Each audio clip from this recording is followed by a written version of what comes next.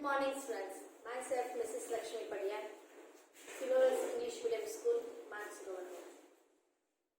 हमने स्टैंडर्ड 6 में chapter 1 to 5 complete कर लिए। अब चैप्टर 6 सुबह की तरफ अब हम प्रयाण करेंगे।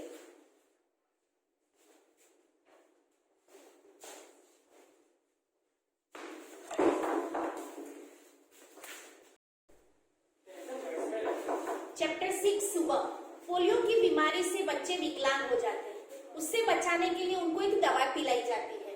ये सच्ची घटना पर आधारित ये चैप्टर है, जिसमें रेशमा नाम की एक लड़की है जो अपनी सूझबूझ से कैसे काम करती है और उसका एक उदाहरण स्वरूप यहाँ दिया गया है। वह जिंदादिली और परिश्रम से अपना जीवन कैसे जीती है, इस घटना को यहाँ निरूपण किया गया है। अब हम चैप्टर समझेंगे। सुबह सुबह रेशमा ने देखा कि घर के सभी लोग सफाई में व्यस्त थे। कोई सामान झाड़ रहा है, कोई मकड़ी के जाले उतार रहा है। रेशमा ने सोचा आज जरूर कोई खास बात है। माँ, आज कोई खास बात है क्या? सुबह ही सुबह उठ जाती है रेशमा और काम में बड़ी उत्सुकता से रेशमा अपनी माँ को पूछती है, हाँ बिटिया रानी, त्योहार के दिन है।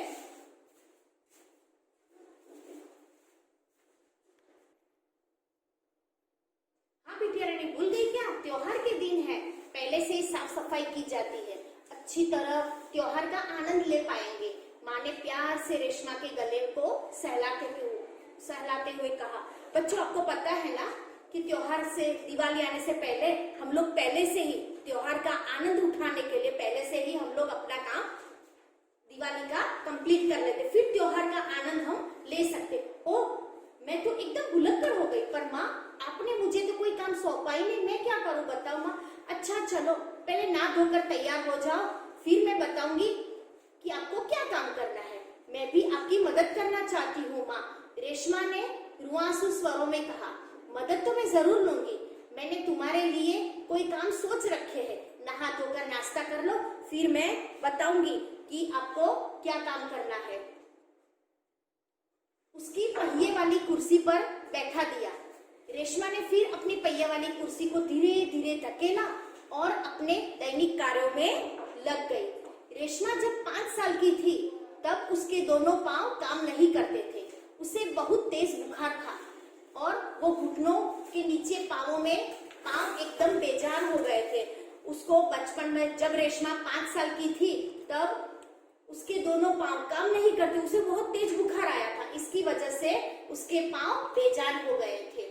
बहुत इलाज करवाया, रेशमा के पांव में जान नहीं आई, उसे पोलियो हो गया। रेशमा बहुत हिम्मत वाली लड़की, शुरू में जरूर दूसरों की सहायता लेनी पड़ी, परंतु अब 11 साल की उम्र में वह अपने सारे काम स्वयं कर लेती है। अब रेशमा परफेक्ट तैयार हो गई है, वो अपने सारे काम, खुद के सारे काम वो अपने आप कर लेती है।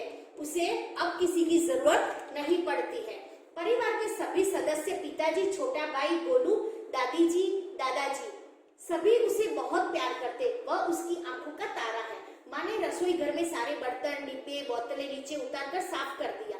उन्होंने रेशमा को आवाज दी, रेशु, अगर तुमने नाश्ता कर लिया हो तो मेरे काम में हाथ बटाओ। रेशमा कहती, हाँ माँ, मैंने नाश्ता कर लिया है। दूध का मेवे वाला दलिया भी बहुत अच्छा बना था। रेशमा अपनी माँ के बनाए हुए दलिये की बहुत तारीफ करती है कि माँ, तुमने दूध का जो मेवे वाला दलिया बहुत अच्छा बनाया था, मुझे बहुत टेस्टी लगा। माँ, मैं हाथ धोकर अभी आती हूँ। रेशमा अपनी कुर्सी को धकेलते हुए रसोई घर में पहुंची। रेशमा को बर्तन, डिब्बों लेबल लगाकर पकड़ाती गई और माँ उन्हें व्यवस्थित ढंग से सजाती गई। रसोई घर फिर से चमचमाने लगा। वैसे भी सफाई किसको पसंद नहीं होती, सफाई सबको पसंद आती है। पिताजी दफ्तर चले गए। माँ को लड्डू बनाने के लिए कुछ जरूरी सामान चाहिए था। गोलू बहुत छोटा है, जो बाजार नहीं जा सकता था। दादाजी और दादी जी वो बहुत बुजुर्ग है, वो भी सामान नहीं ला पाएंगे। अब माँ परेशान हो गई। रेशमा ने कहा, सामान तो मैं ले आऊंगी, बस आप मुझे सामान की लिस्ट और एक थैला दे दीजिए, मैं सारा सामान बाजार से ले आऊंगी। तुम ले आओगी अकेली? माँ ने पूछा। हाँ माँ, आपको पता तो है, एक बार पहले भी तो मैं ले आई थी सारा सामान, आप चिंता मत करो, मैं सारा सामान ले आऊंगी। एक बार पहले तो लाई थी, रेशमा की आवाज में दृढ़ता थी। तो ठीक है, तुम ही ले आओ, लेकिन ध्यान से जाना, सारा सामान नुक्कड़ वाली दुकान में ही मिल जाएगा। थोड़ी देर के बाद रेशमा सारा सामान लेकर वापस घर लौट जाती है। उसने गोलू को आवाज दी, गोलू ये लो तुम्हारी टॉफी लाई। गोलू तो टॉफी को पाकर उछल कूद करने लग गया। अरे वाह दीदी, मेरे लिए टॉफी लाई है। कुछ ही दिन बीते थे। एक दिन शाम को रेशमा का घर दियों से झिलमिलाने, प्रकाश से जगमगाने लगा। आपको पता ही है दिवाली का त्योहार होता है तो हम क्या करते हैं, पूरा घर दियों से श्रृंगार लेते हैं। तो इस प्रकार किसका, रेशमा का घर भी दिया से जगमगाने लगा। पूरा मोहल्ला जगमगा रहा था। जहाँ रोशनी ही रोशनी थी, क्या जमीन क्या आसमान, सब सुंदर दिख रहा था। दादी जी ने बताया कि दीपावली अंधेरे पर उजाले का त्योहार है। आपको पता है बच्चों कि बुराई पे अच्छाई की जीत होती है और असत्य पर सत्य की जीत होती है। इस दिन रावण को पराजित कर राम अयोध्या लौटे थे। उसी की खुशी में यह त्योहार मनाया जाता है। रेशमा और गोलू बड़े ध्यान से दादी जी की बातें सुन रहे थे। कुछ देर बाद सबने मिलकर पूजा की, प्रसाद खाया। गोलू ने अपने दोस्तों के साथ पटाखे छुड़ाने में वो मग्न हो गया। रेशमा ने अपने दादा दादी के साथ फुलझड़ियां जला रही थी। इतने में रेशमा ने क्या देखा कि गोलू ने जिस पटाखे को बुझा हुआ समझकर छोड़ दिया था, उसमें चिंगारी निकल रही थी। गोलू की पीठ पटाखे की तरफ थी। रेशमा चिल्लाई, गोलू गोलू बचाओ, गोलू गोलू बचो। ये रेशमा गोलू को बचाने के लिए वो आवाज दे रही थी। रेशमा चिल्ला रही थी, तुम्हारे पीछे पटाखे। लेकिन पटाखों के शोर में रेशमा की आवाज तो दब गई। रेशमा की आवाज तो सुनाई नहीं दे रही थी। बाकी लोग कुछ समझ पाते। सबसे पहले रेशमा जल्दी जल्दी कुर्सी को धकेलती गोलू के पास जा पहुंची। रेशमा कहाँ चली जाती है, गोलू के पास चली जाती है और वो उसे क्या करती है, गोलू को जोर से धक्का देती है और खुद भी आगे निकल गई। अपनी कुर्सी की गति के कारण धड़ाम धड़ाम जोर का धमाका हुआ। रेशमा की फुर्ती ने गोलू को जलने से बचा लिया। गोलू को कुछ समझ न आया, उसे धक्का किसने दिया और क्यों दिया। गोलू तो समझ ही नहीं पाया था उसे धक्का किसने दिया। धमाके की आवाज सुनकर माँ पिताजी बाहर चले आए। माँ और पिताजी बाहर दौड़ चले आए। कुर्सी रेशमा के ऊपर ही थी और रेशमा नीचे। पिताजी ने कुर्सी सीधी की, क्योंकि जैसे ही वो सीधी कुर्सी पर से नीचे गिरी वैसे उसके ऊपर, रेशमा के ऊपर सीधी कुर्सी आ गई थी। उसके पिताजी ने कुर्सी सीधी की और रेशमा को उसके ऊपर बिठा दिया। माँ तो बेचारी भयभीत हो गई, बोली कहीं चोट तो नहीं लगी रेशु। रेशमा ने उन्हें सारी बात बताई। सबने रेशमा की पीठ थपथपाई। गोलू रेशमा के पास आकर नाटकीय ढंग से बोला, दीदी आज तो आपने मेरी जान बचा ली। आपका यह धमाकेदार धक्का मुझे हमेशा याद रहेगा। सभी लोग खिलखिलाकर हंस पड़े। रेशमा की शारीरिक कमी होने के बावजूद भी उसके इरादों को देखो आप, कभी उसके इरादों में उसकी कमजोरियां कभी बाधा नहीं बनी है। वह आज भी उतनी जिंदा दिली और परिश्रम से अपना जीवन जी रही है। उसकी हर सुबह नई सुबह होती है। वह हर सुबह अपने कामों में नए नए इरादों में जुट जाती है।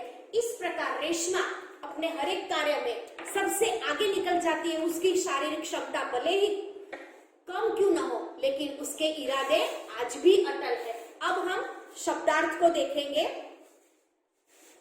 व्यस्त मतलब हमें काम में हमें लगा रहना, बहुत बिजी होना। व्यवस्थित मतलब ढंग से, तरीके से। उत्सुकता, तीव्र इच्छा। बुजुर्ग, बड़े बूढ़े। त्योहार, पर्व, उत्सव। दृढ़ता, मजबूती, दृढ़ होने का भाव। दैनिक, रोजाना, प्रतिदिन, एवरीडे। बेजान, बिना जान के। निर्जीव, जिनमें हरकत न हो, बाधा, रुकावट। जिंदा दिली, खुश मिजाजी, विनोद प्रियता।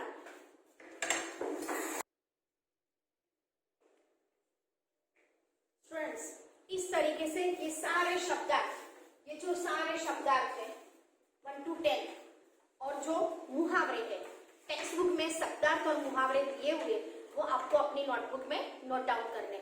अब मैं आपको क्वेश्चन आंसर्स एक्सप्लेन कर रही हूँ। क्वेश्चन 1 है, उदाहरण के अनुसार निम्नलिखित शब्दों का वाक्यों में प्रयोग कीजिए। जैसे मंडराना, आकाश में काले काले बादल मंडरा रहे हैं। इस प्रकार शब्दों के आधार पर आपको पूरा सेंटेंस बनाना है, ठीक है। अब क्वेश्चन 2 क्वेश्चन आंसर्स है दीदी, जो मैं आपको एक्सप्लेन कर रही हूँ। क्वेश्चन 2 निम्नलिखित प्रश्नों के उत्तर दीजिए। दीदी, आपका यह धमाकेदार धक्का मुझे हमेशा याद रहेगा। गोलू ने रेशमा से ऐसा क्यों कहा? दीदी, आपका यह धमाकेदार धक्का मुझे हमेशा याद रहेगा, ऐसा गोलू ने इसलिए रेशमा से कहा क्योंकि इस धक्के के कारण वह पटाखे से जलने से बच गया। अगर रेशमा उसे धक्का नहीं देती तो गोलू जल जाता, इसीलिए गोलू ने रेशमा से ऐसा कहा। क्वेश्चन 2, रेशमा की शारीरिक कमी उसके इरादों में कभी बाधा नहीं बनी, इस भाव को समझाइए। आंसर है, पोलियो के कारण रेशमा के दोनों पांव बेजान हो गए थे। जब रेशमा छोटी थी तब की बात है, लेकिन इस शारीरिक कमी से उसकी हिम्मत में कमी कभी नहीं आई है। वह हर वक्त अपना सारा काम पूरे आत्मविश्वास से, सच्ची लगन से वो करती थी। पोलियो से उसके पैर भले निकम्मे हो गए, लेकिन उसका मन कभी भी कमजोर नहीं हुआ। इस प्रकार ये दोनों क्वेश्चन के आंसर आपको आपकी नोटबुक में लिखना है। क्वेश्चन 2 ब भी लिखना है, और आपको स्वाध्याय के क्वेश्चन आंसर्स मैं आपको पीडीएफ में सेंड कर रही हूँ। आपको अच्छी हैंडराइटिंग में आपको अच्छे से लिखना है। Thank you very much.